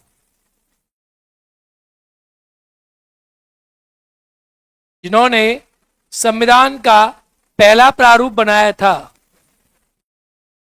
डन। अब मैं बाकी चीजें अपने आप ही काट दे रहा हूं, इसमें कितने आर्टिकल थे क्या था लिखने की जरूरत नहीं है, ठीक है। वो मैं शॉर्ट में, वैसे भी आपके नोट शॉर्ट ही बन रहे हैं, जितने बच्चे लिख रहे हैं ना शॉर्ट नोट्स बनवाओ, इससे ज्यादा शॉर्ट कुछ हो नहीं सकता। ये सब ना, सब आपको याद ही करना है, ऐसे ऐसे कम कम लिखाते हुए 300 पेज हो जाएंगे, इसमें वही शॉर्ट है। और तुम इसे काटने की कोशिश करोगे ना कुछ भी, तो काट नहीं सकते हो तुम, बस तुम उसे 4-10 पेज में कर लो, 20 में कर लो, छोटा छोटा लिख के, ये शॉर्ट ही है। डन। ऐसा कुछ नहीं है, बहुत बड़ा नहीं है। अब तुम्हारा शॉर्ट कुछ नहीं होता हो तो अलग बात है। डन। आगे लिखो, संविधान सभा में चीफ ड्राफ्टमैन, संविधान सभा में चीफ ड्राफ्टमैन, अब ये हो सकता है, देखो इसे कह सकते हैं शॉर्ट, क्या तुम लिखो संविधान सभा, काट दो तुम, लिख दो चीफ ड्राफ्टमैन, ये इतना शॉर्ट हो सकता है, बस कंटेंट नहीं हो सकता। Chief draftman S N Mukherjee थे। कौन थे?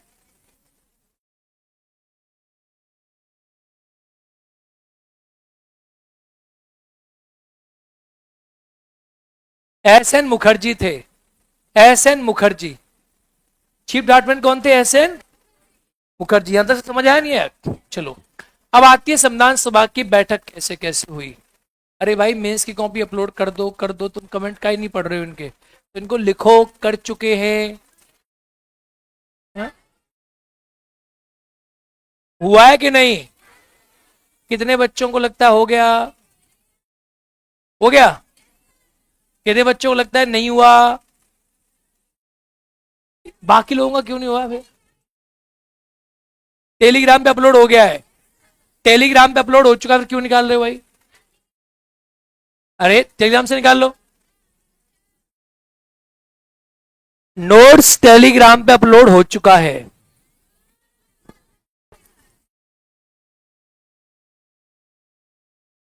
भैया आंसर दो, बताओ इनको, बताओ आंसर दो। चलो भाई, चीफ ड्राफ्टमैन कौन थे? S N Mukherjee. अब आते हैं संविधान सभा। देखो अब संविधान सभा में क्या क्या हुआ, देखो अब संविधान सभा में क्या क्या हुआ सुनो।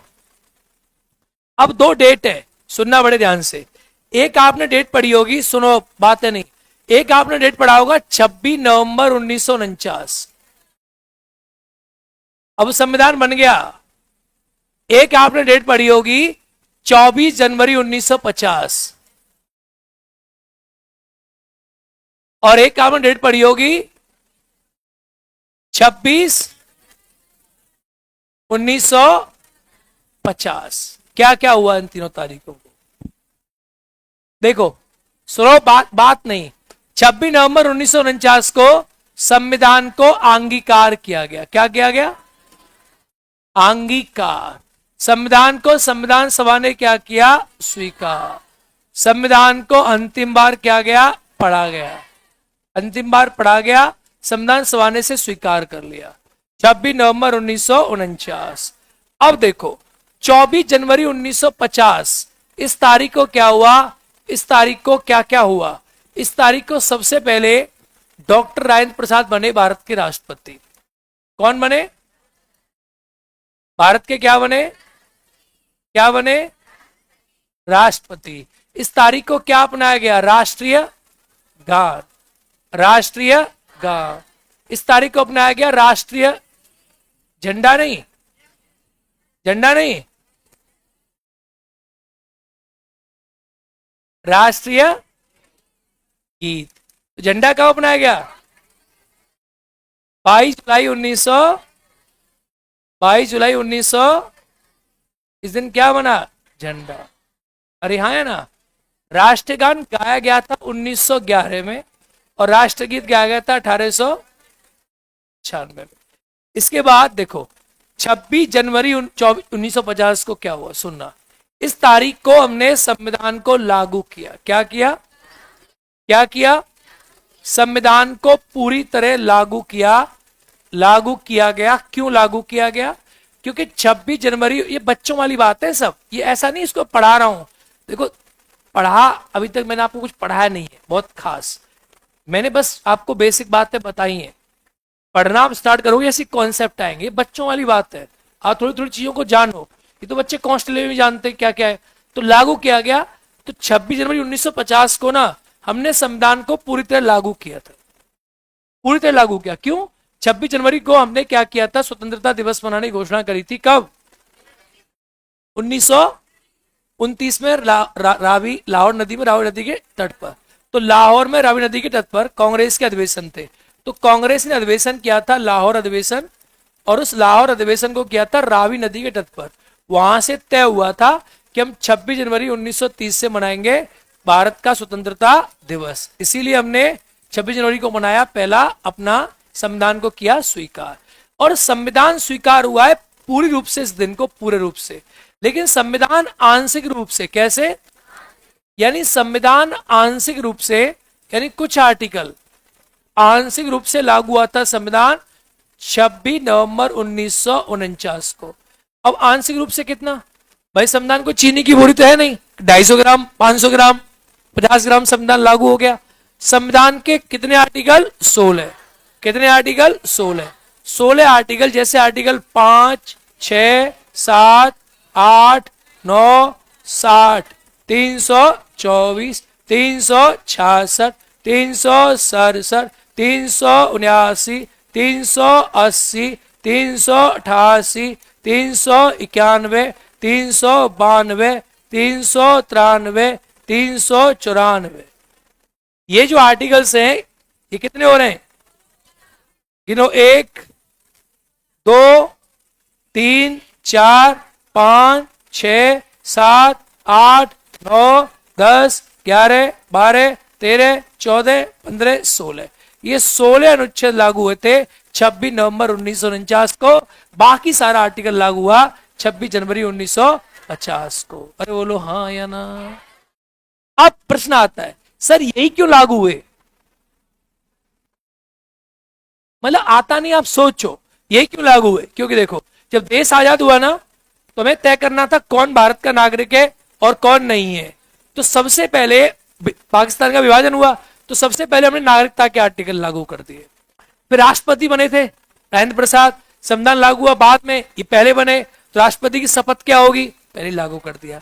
चुनाव हुआ इनका, इलेक्शन कमीशन, और भारत सरकार की संचय निधियां वगैरह वगैरह, देश का नाम क्या है, टाइटल क्या है, ये सारे आर्टिकल हमने लागू कर दिए। पहले ही लागू कर दिए, और इसके बाद सारा संविधान लागू किया 26 जनवरी 1950। समझ आ रहा नहीं आ रहा है? पहला आर्टिकल 5 लागू हुआ था, न कि 1। आर्टिकल 5। कुछ समझ आया? आया? लिखो।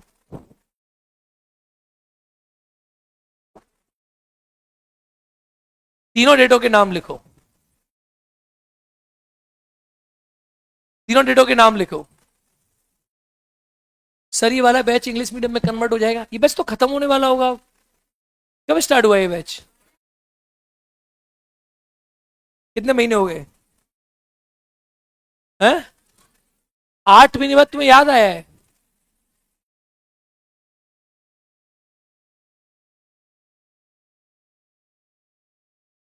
हरे कृष्ण।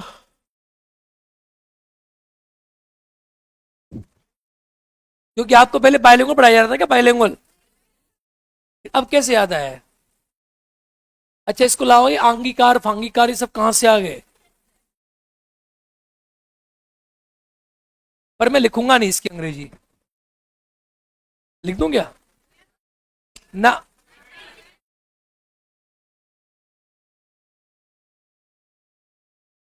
अडॉप्टेड।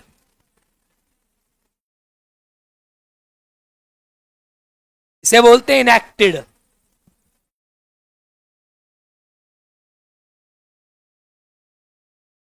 चलो, है क्या? ऐसे लिखना है, मैं थोड़ा बता रहा हूं। पहले आप ये लिखो, अंगीकार स्वीकार अंतिम बार पढ़ा गया। लिखो संविधान को, इसमें लिखो संविधान को आंशिक रूप से लागू किया गया। संविधान को आंशिक रूप से लागू किया गया। संविधान को आंशिक रूप से लागू किया गया, जिसके अंदर संविधान के 16 अनुच्छेद लागू हुए। जिसके अंदर संविधान के 16 अनुच्छेद लागू किए।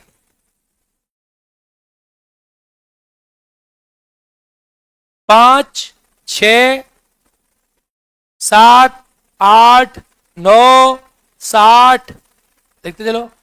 324, अपने आप लिखो यार, सामने लिखा है, मैं शांत रहता हूं थोड़ी देर, इतना बोलता हूं मैं।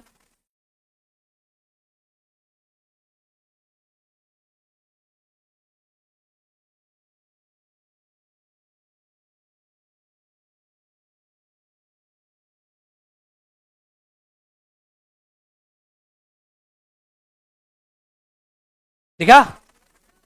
ठीक है, 24 जनवरी 1950 को है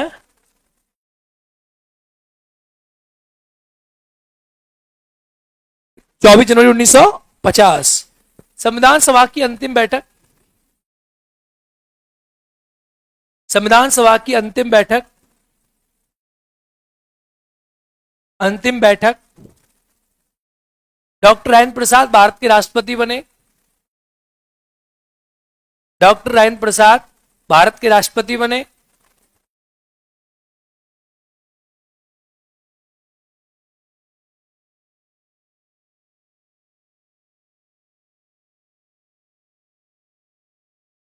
राष्ट्रीय गान और राष्ट्रीय ध्वज को, सॉरी, राष्ट्रीय गान और राष्ट्रीय गीत को स्वीकार किया गया। राष्ट्रीय गान और राष्ट्रीय गीत को स्वीकार किया गया।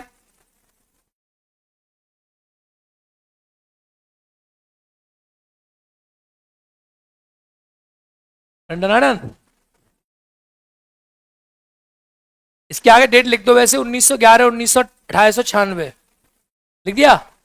22 जुलाई 1947 को, 22 जुलाई 1947 को राष्ट्रीय ध्वज, राष्ट्रीय ध्वज को स्वीकार किया गया। अच्छा, राष्ट्रीय ध्वज, ध्वज डे कब मनाते? नेशनल फ्लैग डे है, नेशनल फ्लैग डे। अरे 22 जुलाई क्यों मनाते हैं? ठीक है, चलो अब लिखो जरा, लिख दिया। झंडा को क्या किया गया?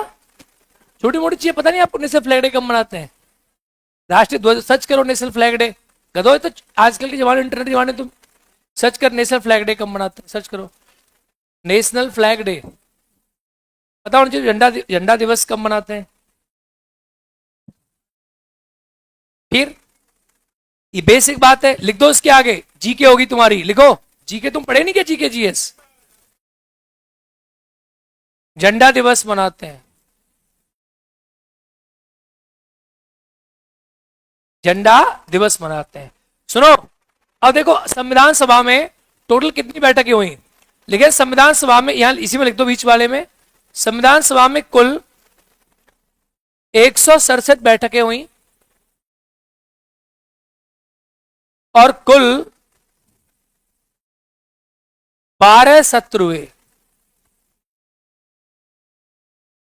167 बैठकें और कुल 12 सत्र हुए। 167 बैठकें और कुल 12 सत्र हुए। अरे हाँ है ना?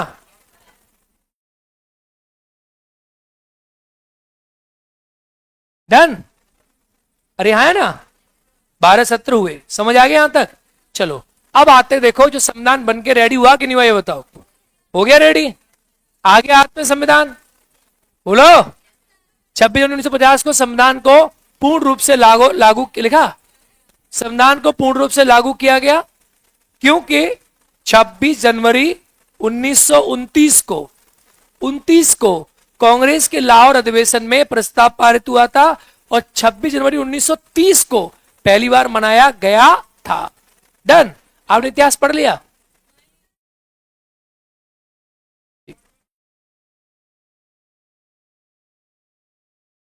एक्चुअली क्या है ना, दो विषय जो हैं आपकी हिस्ट्री और पॉलिटी, ये मेंस में बहुत ज्यादा है, तो दो टीचर मेंस पे लग जाते हैं। हम हिस्ट्री और पॉलिटी वाले वो फंस जाते हैं मेंस में। लिखो। और 1930 लिख दिया आपने? 26 जनवरी 1930 डन हो गया। चलो अब बात करते हैं अगला पॉइंट। आओ अगला पॉइंट, यानी हमारा जो संविधान बना, इस संविधान को बनने में कुल कितना समय लगा? कितना समय लगा? संविधान को बनने में समय कितना लगा? बनने में समय लगा 2 वर्ष 11 महीना 18। कोई बताएगा किस तारीख से किस तारीख तक? फंस गए? फंस गए? कोई बताएगा? लो कोई बताएगा किस तारीख से? 9 दिसंबर 1940 से 26 नवंबर या 26 जनवरी 1950 या अंतिम बैठक 24 जनवरी 1950। बताओ कब तक? अब क्वेश्चन ऐसे आए, बताओ।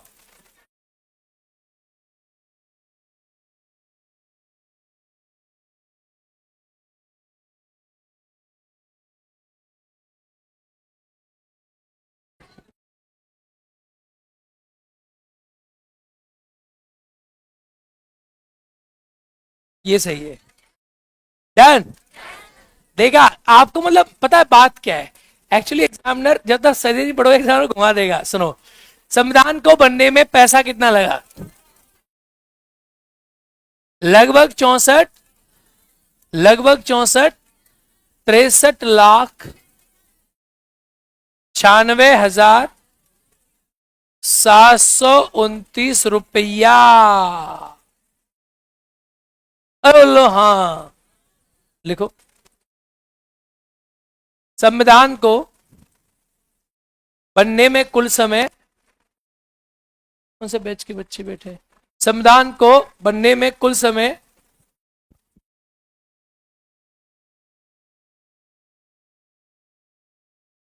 2 वर्ष 11 महीना 18 दिन लगा। 2 वर्ष 11 महीना 18 दिन लगा।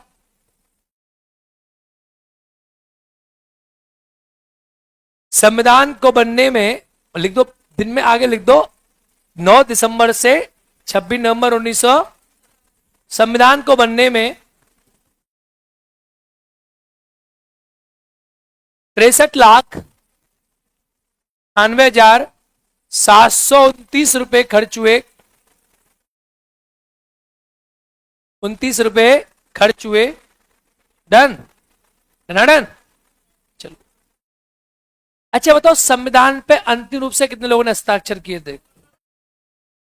इसको लिखो। संविधान पर अंतिम रूप से, फैक्ट है ये सारे, संविधान पर अंतिम रूप से 284 लोगों ने हस्ताक्षर किए थे।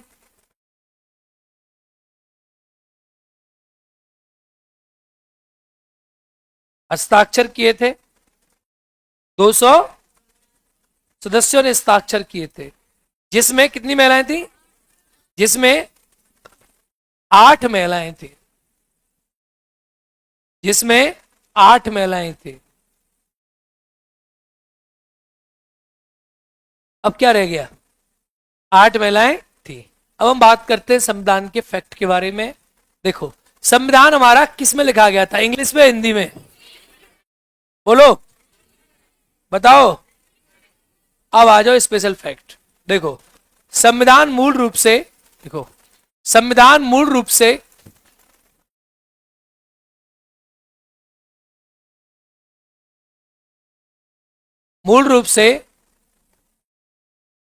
अंग्रेजी भाषा में लिखा गया था।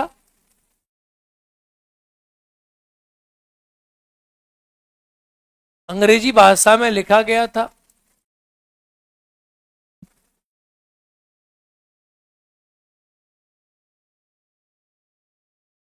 किसमें लिखा गया था? अंग्रेजी भाषा में लिखा गया था। संविधान का हिंदी अनुवाद किसने किया था? संविधान का हिंदी अनुवाद बसंत कृष्ण वैद ने किया था।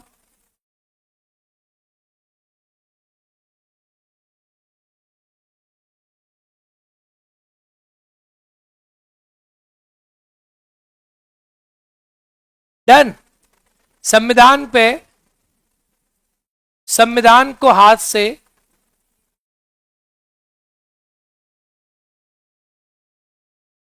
से प्रेम बिहारी नारायण कहां से थे? रायजादा ने लिखा था। प्रेम बिहारी नारायण रायजादा ने लिखा था। ठीक है, इसकी कहानी पता है आपको? नहीं पता है? पता है ना, बताया था मैंने। पता है क्या हुआ था? संविधान जब बन के रेडी हुआ तो संविधान ऐसे लिखा हुआ था। तो जवाहरलाल नेहरू ने पूछा कि अब संविधान हाथ से कौन लिखेगा, संविधान को हाथ से कौन बनाएगा? तो भाई संविधान हाथ से लिखा जाना चाहिए। उसमें कई प्रकार के हमारे यहाँ नेता थे। अब था कि संविधान को हाथ से कौन लिख के तैयार करेगा, संविधान को हाथ से कौन बनाएगा। तो कई लोगों ने इसके टेस्ट दिया। तो सबसे अच्छा राइटिंग था प्रेम बिहारी नारायण रायजादा का, क्योंकि ये पढ़ रहे थे शांति स्कूल निकेतन ऑफ आर्ट में। यानी ये स्कूल था रविंद्रनाथ टैगोर का, जानते हो आप? अब इनसे पूछा कि आप पढ़ते हो Shanti Niketan school of art में, तो इनसे पूछा कि आप जब पढ़ते हो तो बताओ, लिख दो आप संविधान। इनसे पूछा क्या पैसा लोगे आप हाथ से लिखने का? हाथ से लिखने का। देखो, गलत लोग ले जाते हैं। मेरी यूट्यूब पे वीडियो है, मैंने उस वीडियो में ओरिजिनल संविधान दिखाया है, ओरिजिनल। इसमें करीब 10 मिलियन लोगों ने देखा है। तो अब कुछ लोगों को लगा कि मैंने बताया नारायण प्रेम बिहारी नारायण रायजादा ने संविधान लिखा। एक्चुअली गलत ले जाते लोग। संविधान जो है हाथ से लिखा, इन्होंने लिखा नहीं। क्या लिखा? अब भाई कोई आदमी नोट्स लिख रहे हो ये तुम, तो पढ़ा तो मैं ही रहा हूं तुम्हें, तो इसका श्रेय तुम्हें थोड़ा चलाएगा, तो तुम्हें भी सोच रह जाएगा तुमने हाथ से नोट्स बनाए। तो प्रेम बिहारी नारायण रायजादा ने संविधान हाथ से लिखा। इनका राइटिंग बहुत अच्छा था। तो जवाहरलाल नेहरू से पूछा कि तुम क्या लोगे लिखने का? इन्होंने कहा मैं 1 रुपया भी नहीं लूंगा, मैं संविधान हाथ से फ्री में लिखूंगा, लेकिन मैं चाहता हूं कि संविधान के हर पेज पे मेरा नाम आए। और लास्ट में मेरे बाबा का नाम है। इनके बाबा का नाम था रामदास। तो अब जवाहरलाल नेहरू बोले ऐसा कैसे हो सकता है, हर पेज पे तुम्हारा नाम आए, लास्ट में तुम्हारे बाबा का नाम है रामदास, ये कैसे पॉसिबल है भाई? ये तो पॉसिबल नहीं है। इन्होंने कहा तो मैं नहीं लिखूंगा, जाओ किसी और से लिखवा लो। अब ये हुआ कि इनको बताया गया, इनको क्या रविंद्रनाथ टैगोर को बोला गया कि भाई मनाओ, ये इन्होंने माने नहीं। लास्ट में संविधान जो है हाथ से इन्होंने लिखा, और संविधान के हर पेज पे इनका नाम लिखा है प्रेम। क्या लिखा है? हर पेज पे, हर पेज पे इनका नाम लिखा है। संविधान देखा आपने? अभी दिखाऊंगा। हर पेज पे इनका नाम है, हर पेज पे इनका नाम। बाबा का नाम रामदास है वो लास्ट पेज पे। अब वो लास्ट पेज पे नहीं है, इन्हीं का नाम लिखा हुआ बस। वो एक ही बात मानी जाएगी कि बाबा का नाम भी लिख देंगे। इनका नाम है, इनका हर पेज पर नाम लिखा है। मैं दिखाऊंगा आपको। अब संविधान सभा, संविधान पर चित्रकारी करी। संविधान पर चित्रकारी किसने करी? ये करी नंदलाल बोस। और कौन थे इनके साथ? नंदलाल बोस ने चित्रकारी करी संविधान के ऊपर। नंदलाल बोस, इनके साथ एक और आदमी थे, नंदलाल बोस और क्या नाम था बेटा? राम मनोहर सिन्हा, लिख दो नाम भी, नंदलाल बोस, क्योंकि ये भी आजकल पूछ लेता है, पूछा तो कहीं नहीं है ये सब आज तक, पर मैंने लिखाया था लास्ट नोट्स में भी, राम मनोहर सिन्हा। इन्होंने क्या करी? चित्रकारी का काम किया। डन। संविधान पे क्या करी? चित्रकारी करी। अच्छा बताओ, जब संविधान लिखा गया हाथ से, उस संविधान में कितने, हमारा संविधान जो अब संविधान पे आते हैं, या संविधान लिख गया, हमारे संविधान में टोटल कितने शब्द हैं? कितने? 1.5 लाख। हिंदी में इंग्लिश में? फंस गए।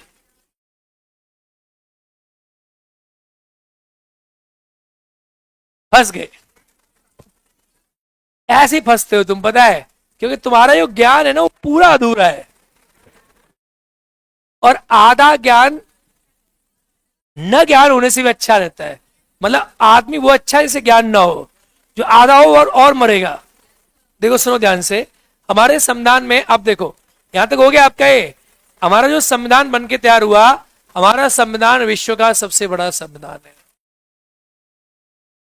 विश्व का सबसे बड़ा संविधान। कैसे? हमारे संविधान में आर्टिकल है 395। संविधान में भाग हैं, मूल रूप से 22 भाग थे, और संविधान में अनुसूची थी 8। कितनी थी अनुसूची? 8। आप एक काम करो ना, अब आप सीधा 12, मूल रूप से क्या लिखना, ऐसे लिखोगे मूल रूप से, तो फिर इसके सामने लिख दो मूल रूप से। तो वर्तमान में गुरुजी क्या है? वर्तमान में आर्टिकल संख्या कितनी है? 395 ही है आर्टिकल। कोई 396 में आर्टिकल आज तक नहीं बना, लेकिन गिनती की संख्या से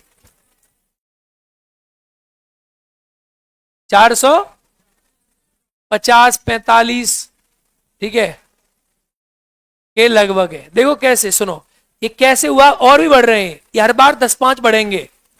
नहीं समझे कैसे? देखो कैसे, अभी सुनो, जैसे वन नेशन वन इलेक्शन आ रहा है, या अभी सरकार नेताओं के लेकर नियम लेकर आई कि नेताओं पे आरोप जो लगेगा तो बर्खास्त हो जाएंगे, तो आर्टिकल 75 में क्लॉज जुड़ेगा 1B, एक आर्टिकल जुड़ गया, तो हर बार ज्यादा होंगे।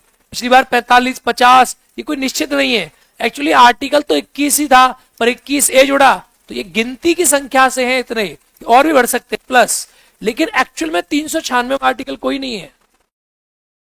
यानी नहीं समझे, जैसे आर्टिकल 21 है, तो 21A जुड़ के एक और हो गया ना, बोलो हाँ।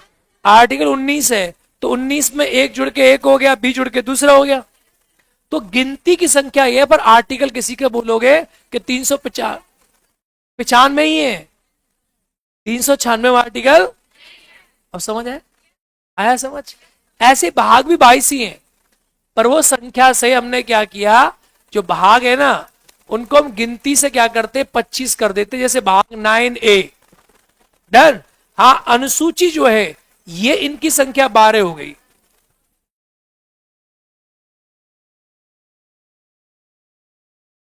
देखो, विश्व का संविधान है, तो भारत के संविधान में देखोगे, तो भारत के संविधान में मूल रूप से, भारत के संविधान में अगर देखें हम, संविधान में जो शब्द हैं, संविधान में शब्दों की संख्या है 1,17,369 शब्द थे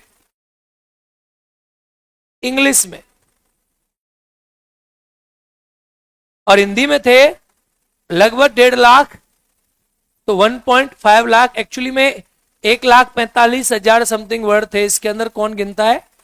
तो इसे, अबे यार, तो इसे हम लगभग 1.5 लाख बोल देते, एक्चुअली में ये है 1.4,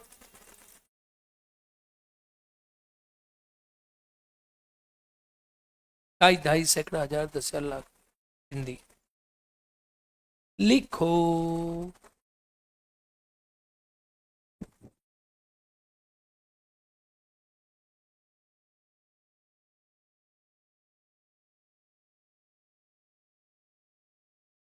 है क्या संविधान शब्दों में है ऐसे ना, मूल रूप से। अच्छा, संविधान में जो भाग है, संविधान में जो भाग है वो कितने थे? 22। अनुसूची 8, वर्तमान में 95, गिनती से 450। ये बदल सकता है, मैं फिर बोल रहा हूं, इसे हो सकता है कोई 50 कह दे, कोई 60 कह दे, क्योंकि बढ़ रहे हैं। और ये भाग 25 है, अनुसूची 12 है, संविधान में शब्द इंग्लिश में इतने हैं और हिंदी में लगभग इतने हैं। Done done. अरे बोलो, अरे हाँ या ना, लिखे।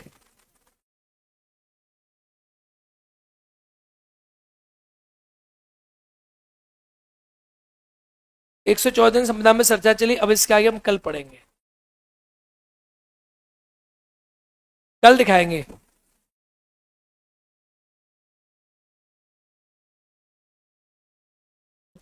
कल संविधान पढ़ेंगे और देखेंगे। डन।